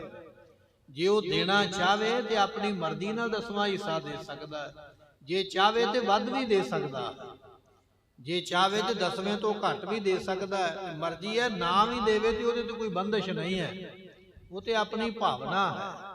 ਗੁਰੂ ਨੂੰ ਦਾਨ ਕਰਨਾ ਹੈ, ਗੁਰੂ ਘਰ ਦੇ ਵਾਸਤੇ ਦਸਵੰਧ ਕੱਢਣਾ ਹੈ, ਉਹਦੇ ਵਾਸਤੇ ਕੋਈ ਸ਼ਰਤ ਨਹੀਂ ਹੈ ਵੀ ਜ਼ਰੂਰ ਦੇਣਾ ਹੀ ਹੋਵੇਗਾ, ਨਹੀਂ ਦੇਵੇਗਾ ਤੇ ਉਹਨੂੰ ਸਿੱਖੀ ਵਿੱਚੋਂ ਬਾਹਰ ਕੱਢ ਦਿਆਂਗੇ, ਇਸ ਤਰ੍ਹਾਂ ਨਹੀਂ ਹੈ। 10ਵਾਂ ਹਿੱਸਾ ਦੇਣਾ ਗੁਰੂ ਘਰ ਦੀਆਂ ਸੇਵਾਵਾਂ ਵਾਸਤੇ ਇਹ ਹੈ ਲਾਜ਼ਮੀ, ਪਰ ਸਿੱਖ ਦੀ ਮਰਜ਼ੀ ਹੈ ਵੀ ਉਹਦੀ ਭਾਵਨਾ ਕੀ ਹੈ, ਉਹ ਕਿੰਨਾ ਕੁ ਦੇ ਸਕਦਾ। ਜੇ ਹੁਣ ਕਿਸੇ ਦਾ ਆਪਣਾ ਹੀ ਚੁੱਲ੍ਹਾ ਨਹੀਂ ਚੱਲਦਾ ਪਿਆ, ਆਪਣੇ ਘਰੇ ਪ੍ਰਸ਼ਾਦਾ ਪਾਣੀ ਨਹੀਂ ਪੱਕਦਾ ਪਿਆ, ਤੇ ਫਿਰ ਉਹ ਦਸਵੰਧ ਵੀ ਕਿੱਥੋਂ ਦੇਵੇਗਾ, ਉਹਨੇ ਆਪਣੀ ਕਮਾਈ ਵਿੱਚੋਂ ਹੀ ਦੇਣਾ। ਸੋ ਗੁਰੂ ਨੂੰ ਸਿੱਖ ਨੇ ਜਿਹੜਾ ਦੇਣਾ ਆਪਣੀ ਮਰਜ਼ੀ ਨਾਲ ਦੇਣਾ, ਬੰਦਿਸ਼ ਨਹੀਂ ਹੈ। ਪਰ ਇਹਨਾਂ ਮਸੰਦਾਂ ਨੇ ਬੰਦਿਸ਼ ਬਣਾ ਦਿੱਤੀ ਵੀ ਨਹੀਂ, ਤੁਸੀਂ ਭਾਵੇਂ ਪ੍ਰਸ਼ਾਦਾ ਛਕੋ ਤੇ ਭਾਵੇਂ ਨਾ ਛਕੋ, ਤੁਹਾਡੇ ਘਰ ਵਿੱਚ ਤੁਹਾਡੀਆਂ ਲੋੜਾਂ ਪੂਰੀਆਂ ਹੋਣ ਤੇ ਭਾਵੇਂ ਨਾ ਹੋਣ, ਸਾਨੂੰ ਇੰਨੀ ਰਕਮ ਦੇਣੀ ਹੀ ਪਵੇਗੀ। ਭਾਵੇਂ ਤੁਹਾਨੂੰ ਘਰ ਦਾ ਸੋਨਾ ਵੇਚਣਾ ਪਵੇ, ਕੱਪੜੇ ਵੇਚਣੇ ਪੈਣ, ਭਾਂਡੇ ਵੇਚਣੇ ਪੈਣ, ਉਧਾਰ ਚੁੱਕਣਾ ਪਵੇ, ਕਰਜ਼ਾ ਲੈਣਾ ਪਵੇ, ਜੋ ਮਰਜ਼ੀ ਕਰੋ, ਸਾਡੀ ਬੱਧੀ ਹੋਈ ਰਕਮ ਸਾਨੂੰ ਦਿਓ। ਇੱਕ ਘਰ ਦੇ ਵਿੱਚ ਇਸ ਤਰ੍ਹਾਂ ਨਹੀਂ ਹੋਇਆ, ਕਈਆਂ ਘਰਾਂ ਵਿੱਚ ਇਸੇ ਤਰ੍ਹਾਂ ਹੁੰਦਾ। ਨਾਟਕ ਕਰਨ ਵਾਲਿਆਂ ਨੇ ਉਹ ਨਾਟਕ ਕਰਕੇ ਵਿਖਾਇਆ। ਮਹਾਰਾਜ ਤੁਹਾਡੇ ਜਥੇਦਾਰ ਬਣਾਏ ਹੋਏ, ਤੁਹਾਡੇ ਮਸੰਦ ਬਣਾਏ ਹੋਏ ਘਰਾਂ ਵਿੱਚ ਜਾ ਕੇ ਇਹ ਕੁਝ ਕਰਦੇ ਨੇ, ਨਾਲੇ ਤੇ ਨਸ਼ਾ ਖਾਂਦੇ, ਨਾਲੇ ਗਾਲਾਂ ਦਿੰਦੇ, ਨਾਲੇ ਵੇਸਵਾ ਨੂੰ ਨਚਾਉਂਦੇ, ਨਾਲੇ ਸਿੱਖਾਂ ਨੂੰ ਲਾਹਣਤਾਂ ਪਾਉਂਦੇ। ਤੁਹਾਡੇ ਸਿੱਖਾਂ ਦਾ ਇਸ ਤਰ੍ਹਾਂ ਦਾ ਕਿਰਦਾਰ ਹੈ, ਜਿਹੜੇ ਤੁਸੀਂ ਗ੍ਰਾਹੀ ਕਰਨ ਵਾਲੇ ਬਣਾਏ ਨੇ, ਜਿਹੜੇ ਮਸੰਦ ਬਣਾਏ ਨੇ, ਇਹ ਇਸ ਤਰ੍ਹਾਂ ਜਾ ਕੇ ਗਰੀਬ ਸਿੱਖਾਂ ਨੂੰ ਤੰਗ ਕਰਦੇ। ਨਾਟਕ ਕਰਨ ਵਾਲਿਆਂ ਨੇ ਇਸ ਤਰ੍ਹਾਂ ਦਾ ਨਾਟਕ ਮਹਾਰਾਜ ਨੂੰ ਵਿਖਾਇਆ ਹੈ। ਕਿਰਿਆ ਵੇਖ ਸਗਰੀ ਦਿਖਰਾਵੇਂ, ਤੇ ਸਾਰੀ ਕਿਰਿਆ ਜਿਵੇਂ ਉਹ ਮਸੰਦ ਕਰਦੇ ਸਨ ਮਹਾਰਾਜ ਨੂੰ ਦਿਖਾਈ ਹੈ। ਚਲੇ ਗਰਭ ਤੇ ਗਾਰ ਨਿਕਾਰਤ। ਇਸ ਤਰ੍ਹਾਂ ਮਹਾਰਾਜ ਨਾਟਕ ਵੇਖਦੇ ਪਏ ਸਤਿਗੁਰੂ ਜੀ, ਤੇ ਮਸੰਦ ਨਾਲੇ ਤੁਰਿਆ ਜਾਂਦਾ, ਨਾਲੇ ਗਾਲਾਂ ਦਿੰਦਾ ਜਾਂਦਾ ਗਰੀਬ ਸਿੱਖ ਨੂੰ। ਉਹ ਸਾਰਾ ਕੁਝ ਮਹਾਰਾਜ ਦੇਖਦੇ ਪਏ ਹਨ। ਏਕ ਭਾਂਡ ਸਿੱਖ ਮਨ ਹੋਵੇ ਔਰ ਕਹਿਣ ਲੱਗੇ ਵੀ ਇੱਕ ਭੰਡ ਬਣ ਗਿਆ। ਉਹ ਨਾਟਕ ਕਰਨ ਵਾਲੇ 5-7 ਬੰਦੇ ਸਨ, ਇੱਕ ਸਿੱਖ ਬਣ ਗਿਆ ਗਰੀਬ, ਇੱਕ ਮਸੰਦ ਬਣ ਗਿਆ, ਇੱਕ ਨੂੰ ਵੇਸਵਾ ਬਣਾ ਲਿਆ, ਇੱਕ ਨੂੰ ਨੌਕਰ ਬਣਾ ਲਿਆ। 5-7 ਬੰਦਿਆਂ ਨੇ ਇਸ ਤਰ੍ਹਾਂ ਵੱਖਰਾ ਵੱਖਰਾ ਰੋਲ ਅਦਾ ਕਰਕੇ ਨਾਟਕ ਦਿਖਾਇਆ ਹੈ। ਗੁਰ ਸਮੇਤ ਪਿਖ ਸਭਾ ਅਚੰਬਾ। ਸਤਿਗੁਰੂ ਪਾਤਸ਼ਾਹ ਵੇਖ ਕੇ ਹੈਰਾਨ ਹੋ ਗਏ, ਸਾਨੂੰ ਤੇ ਕਦੇ ਕਿਸੇ ਨੇ ਦੱਸਿਆ ਹੀ ਨਹੀਂ ਵੀ ਇਹ ਜਾ ਕੇ ਇਸ ਤਰ੍ਹਾਂ ਵੀ ਕਰਦੇ ਨੇ। ਮਹਾਰਾਜ ਹੈਰਾਨ ਹੋ ਗਿਆ ਗੁਰੂ ਗੋਬਿੰਦ ਸਿੰਘ ਪਾਤਸ਼ਾਹ।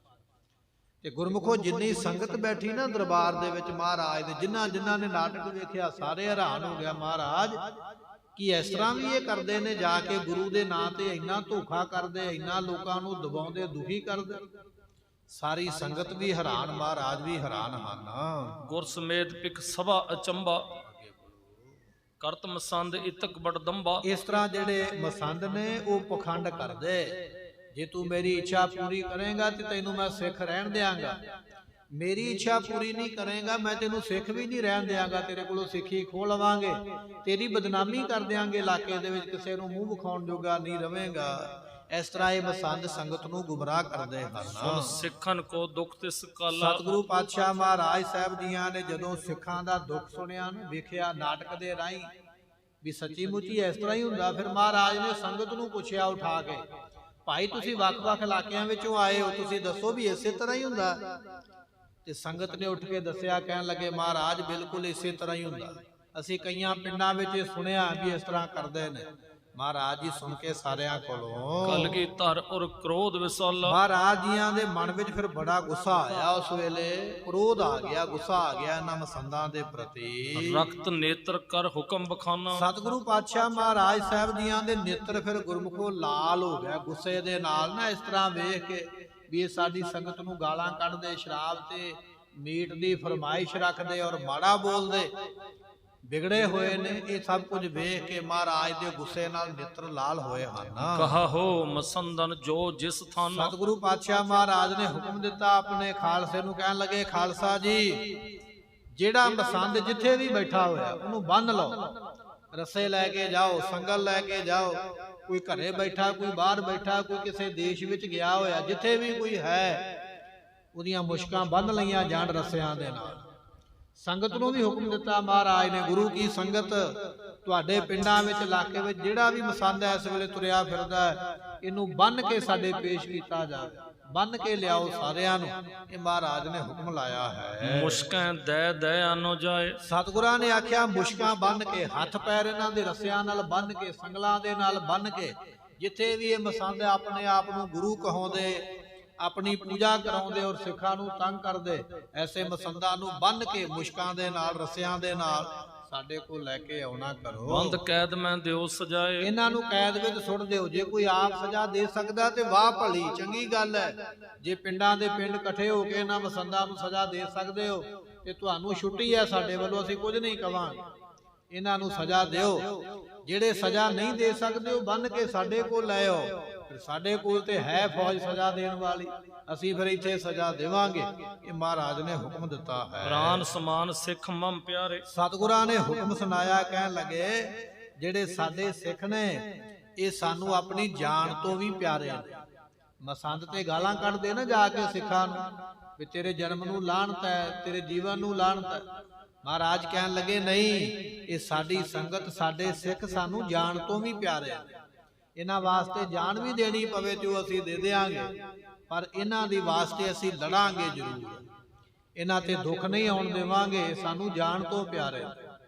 ਤੇ ਗੁਰਮੁਖੋ ਅਨੰਦਪੁਰ ਸਾਹਿਬ ਦਾ ਕਿਲਾ ਛੱਡਣਾ, ਚਮਕੌਰ ਵਿੱਚ ਸ਼ਹੀਦੀਆਂ ਹੋਣੀਆਂ, ਸਰਹੰਦ ਵਿੱਚ ਸ਼ਹੀਦੀਆਂ ਹੋਣੀਆਂ, ਉਹਦਾ ਕਾਰਨ ਕੀ ਹੈ? ਮਹਾਰਾਜ ਸਿੱਖਾਂ ਨੂੰ ਪਿਆਰ ਕਰਦੇ ਔਰ ਇਹਨਾਂ ਨੂੰ ਹੱਕ ਦਿਵਾਉਣਾ ਚਾਹੁੰਦੇ, ਇਹਨਾਂ ਨੂੰ ਮਾਣ ਬਖਸ਼ਣਾ ਚਾਹੁੰਦੇ, ਇਹਨਾਂ ਨੂੰ ਵਡਿਆਈਆਂ ਦੇਣਾ ਚਾਹੁੰਦੇ। ਨਹੀਂ ਤੇ ਮਹਾਰਾਜ ਦਾ ਕਿਹਦੇ ਨਾਲ ਵੈਰ ਹੈ? ਨਾ ਤੇ ਮਹਾਰਾਜ ਦਾ ਕੋਈ ਜ਼ਮੀਨ ਨਾਲ ਵੈਰ ਕਿਸੇ ਦਾ, ਕਿਸੇ ਦੀ ਜ਼ਮੀਨ ਕੋਈ ਨਹੀਂ ਦੱਬੀ ਹੈ।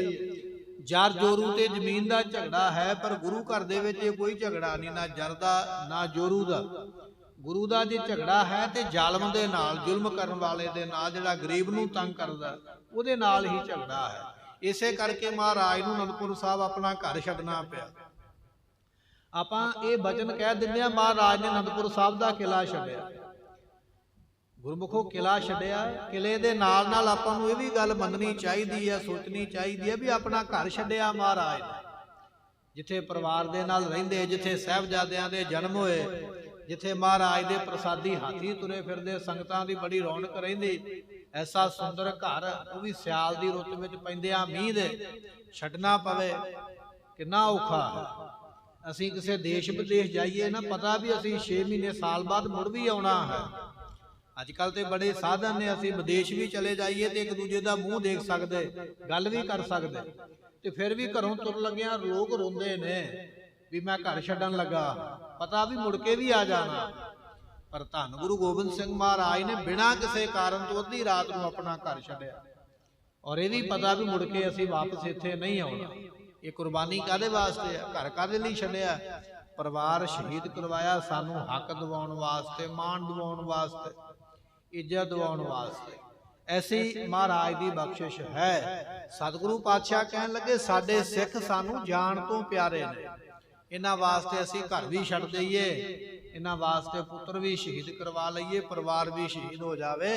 ਇੰਨਾ ਪਿਆਰ ਅਸੀਂ ਆਪਣੀ ਸੰਗਤ ਸਿੱਖ ਨੂੰ ਕਰਦੇ ਹਾਂ। ਤੋ ਕਸ਼ਟ ਦੀਨ ਸਹਤਿਆਰੇ। ਇਹਨਾਂ ਹਤਿਆਰਿਆਂ ਪਾਪੀਆਂ ਨੇ ਇੰਨਾ ਕਸ਼ਟ ਦਿੱਤਾ ਸਾਡੀ ਸੰਗਤ ਨੂੰ, ਸਾਡੇ ਸਿੱਖਾਂ ਨੂੰ।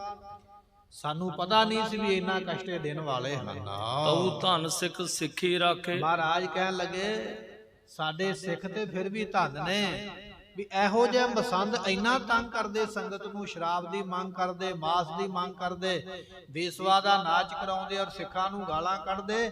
ਇੰਨੀ ਤੰਗੀ ਦੇ ਬਾਵਜੂਦ ਵੀ ਸਾਡੇ ਸਿੱਖ ਧੰਨ ਨੇ ਜਿਹੜੇ ਫਿਰ ਵੀ ਸਿੱਖੀ ਕਮਾਉਂਦੇ ਪਏ।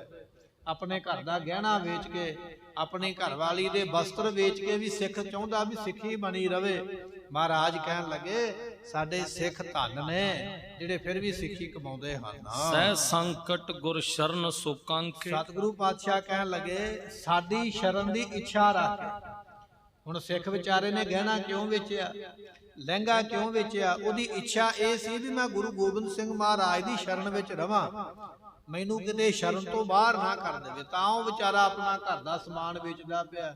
ਮਹਾਰਾਜ ਕਹਿਣ ਲੱਗੇ ਧੰਨ ਨੇ ਉਹ ਸਿੱਖ ਜਿਹੜੇ ਸਾਡੀ ਸ਼ਰਨ ਵਿੱਚ ਰਹਿਣ ਵਾਸਤੇ ਇੰਨਾ ਸੰਕਟ ਸਹਿੰਦੇ, ਇੰਨਾ ਦੁੱਖ ਸਹਿੰਦੇ, ਇੰਨੇ ਕਸ਼ਟਾਂ ਵਿੱਚੋਂ ਨਿਕਲਦੇ ਹਨ। ਖੋਟੇ ਕਰਮ ਕਰਤ ਨਿਤ ਰਹੇ। ਮਹਾਰਾਜ ਕਹਿਣ ਲੱਗੇ ਮਸੰਦ ਜਿਹੜੇ ਨੇ ਬੜੇ ਖੋਟੇ ਕਰਮ ਕਰਦੇ ਰਹੇ, ਸ਼ੁਰੂ ਤੋਂ ਹੀ ਪਾਪ ਕਰਦੇ ਰਹੇ ਹਨ। ਅਬ ਲੋ ਨਹਿ ਕੁਚਾਲ ਇਨ ਲਹੇ। ਸਤਿਗੁਰੂ ਪਾਤਸ਼ਾਹ ਮਹਾਰਾਜ ਕਹਿਣ ਲੱਗੇ ਹੁਣ ਤੱਕ ਇਹਨਾਂ ਦੀ ਕੁਚਾਲੀ ਵੱਲ ਅਸੀਂ ਵੇਖਿਆ ਹੀ ਨਹੀਂ, ਇਹਨਾਂ ਦੇ ਮਾੜੇ ਕੰਮਾਂ ਵੱਲ ਅਸੀਂ ਵੇਖਿਆ ਨਹੀਂ ਵੀ ਇਹ ਕਰਦੇ ਕੀ। ਚਲੋ ਨਿੱਕਾ ਮੋਟਾ ਕੋਈ ਗੁਨਾਹ ਕਰਦੇ ਤੇ ਅਸੀਂ ਮਾਫ ਵੀ ਕਰ ਦਿੰਦੇ, ਪਰ ਸਾਨੂੰ ਪਤਾ ਨਹੀਂ ਵੀ ਇੰਨੇ ਵੱਡੇ ਵੀ ਇਹ ਪਾਪ ਕਰਦੇ ਨੇ, ਵੀ ਇਹ ਬੇਸਵਾ ਦਾ ਨਾਚ ਵੀ ਵੇਖਦੇ ਨੇ, ਇਹ ਘਰਾਂ ਵਿੱਚ ਜਾ ਕੇ ਉਹਨਾਂ ਚੀਜ਼ਾਂ ਦੀ ਮੰਗ ਕਰਦੇ ਜਿਹੜੀਆਂ ਵਸਤੂਆਂ ਅਸੀਂ ਮਨਾ ਕੀਤੀਆਂ ਹੋਈਆਂ ਕਿ ਸਿੱਖ ਨੇ ਇਹਨਾਂ ਚੀਜ਼ਾਂ ਦਾ ਸੇਵਨ ਨਹੀਂ ਕਰਨਾ ਹੈ। ਇਹ ਉਹ ਵਸਤੂਆਂ ਮਜਬੂਰ ਕਰਦੇ ਸਿੱਖਾਂ ਨੂੰ ਲਿਆ ਕੇ ਦੇਣ ਨੂੰ ਵੀ ਸਾਨੂੰ ਲਿਆ ਕੇ ਦਿਓ। ਪਾਤਸ਼ਾਹ ਕਹਿਣ ਲੱਗੇ ਇਹ ਸਾਡਾ ਇਹਨਾਂ ਵੱਲ ਧਿਆਨ ਨਹੀਂ ਗਿਆ ਵੀ ਇਸ ਤਰ੍ਹਾਂ ਦੇ ਕਰਮ ਕਰਦੇ ਹਨ।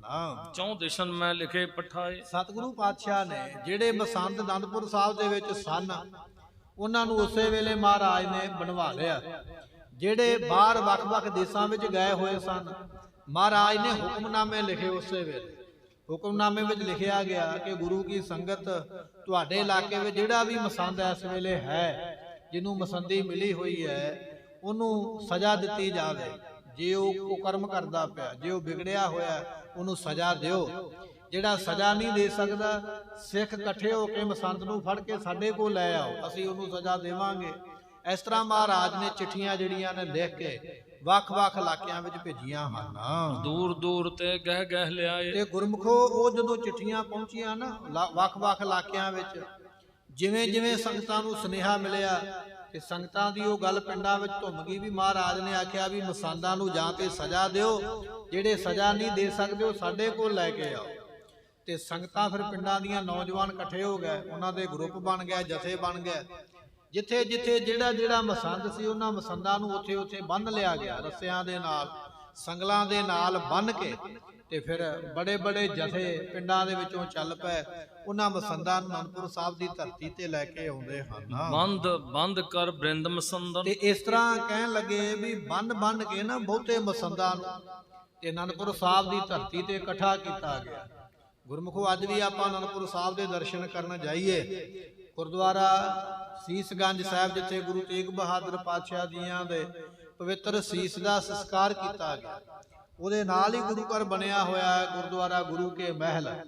ਇਹ ਉਹ ਸਥਾਨ ਹੈ ਜਿੱਥੇ ਮਹਾਰਾਜ ਦਾ ਪਰਿਵਾਰ ਨਿਵਾਸ ਕਰਦਾ ਹੈ। ਸਤਿਗੁਰੂ ਆਪ ਵਾਸਾ ਕਰਦੇ, ਨਿਵਾਸ ਕਰਦੇ। ਧੰਨ ਗੁਰੂ ਤੇਗ ਬਹਾਦਰ ਪਾਤਸ਼ਾਹ ਜੀ ਔਰ ਧੰਨ ਗੁਰੂ ਗੋਬਿੰਦ ਸਿੰਘ ਮਹਾਰਾਜ। ਆਪਾਂ ਅਨੰਦਪੁਰ ਸਾਹਿਬ ਜਾਂਦੇ ਆ, ਤਖਤ ਸ੍ਰੀ ਕੇਸਗੜ੍ਹ ਤੇ ਮੱਥਾ ਟੇਕ ਕੇ ਬਹੁਤੀਆਂ ਸੰਗਤਾਂ ਮੁੜੇ ਆਉਂਦੀਆਂ। ਕੁਝ ਕੁ ਸੰਗਤਾਂ ਨੇ ਜਿਹੜੀਆਂ ਸੀਸਗੰਜ ਸਾਹਿਬ ਜਾ ਕੇ ਮੱਥਾ ਟੇਕਦੇ, ਨਹੀਂ ਤੇ ਬਹੁਤੀਆਂ ਸੰਗਤਾਂ ਉਸ ਬਾਜ਼ਾਰ ਵਾਲੇ ਪਾਸੇ ਜਾਂਦੀਆਂ ਨਹੀਂ, ਸੀਸਗੰਜ ਤੇ ਦਰਸ਼ਨ ਨਹੀਂ ਕੀਤੇ ਜਾਂਦੇ, ਸ੍ਰੀ ਕੇਸਗੜ੍ਹ ਸਾਹਿਬ ਤੋਂ ਮੁੜ ਆਈਦਾ। ਜਾਂ ਉਰਲੇ ਪਾਸੇ ਗੁਰਦੁਆਰਾ ਬਣਿਆ, ਗੁਰਦੁਆਰਾ ਆਨੰਦਗੜ੍ਹ ਕਿਲਾ ਬਣਿਆ ਹੋਇਆ, ਕਿਲੇ ਦੇ ਦਰਸ਼ਨ ਕਰਕੇ, ਬੌਲੀ ਦੇ ਦਰਸ਼ਨ ਕਰਕੇ ਮੁੜ ਆਈਦਾ ਹੈ। ਸੋ ਜਦੋਂ ਆਪਾਂ ਅਨੰਦਪੁਰ ਸਾਹਿਬ ਜਾਈਏ ਇਹਨਾਂ ਸਾਰੇ ਸਥਾਨਾਂ ਦੇ ਦਰਸ਼ਨ ਕਰਨੇ ਚਾਹੀਦੇ। ਗੁਰਦੁਆਰਾ ਸੀਸਗੰਜ ਦੇ ਨਾਲ ਹੀ ਗੁਰਦੁਆਰਾ ਗੁਰੂ ਕੇ ਮਹਿਲ ਬਣਿਆ, ਇੱਥੇ ਪਰਿਵਾਰ ਨਿਵਾਸ ਕਰਦਾ ਹੈ। ਇੱਥੇ ਗੁਰਮੁਖੋ ਅੱਜ ਵੀ ਉਹ ਮਸੰਦਾਂ ਦਾ ਖੂਹ ਵੱਜਦਾ, ਅਜੇ ਵੀ ਉਹ ਖੂਹ ਹੈ ਸੰਗਤਾਂ ਦੇ ਦਰਸ਼ਨ ਵਾਸਤੇ। ਜਿਹੜੇ ਐਸੇ ਮਸੰਦ ਸਨ ਜਿਨ੍ਹਾਂ ਦੀ ਆਪਾਂ ਕਥਾ ਸੁਣੀ ਹੈ ਕਿ ਸੰਗਤਾਂ ਨੂੰ ਜਾ ਕੇ ਆਖਦੇ ਵੀ ਸ਼ਰਾਬ ਲੈ ਕੇ ਆਓ, ਮਾਸ ਲੈ ਕੇ ਆਓ, ਬੇਸਵਾ ਦਾ ਨਾਚ ਵੇਖਦੇ ਔਰ ਸੰਗਤਾਂ ਨੂੰ ਤੰਗ ਕਰਦੇ।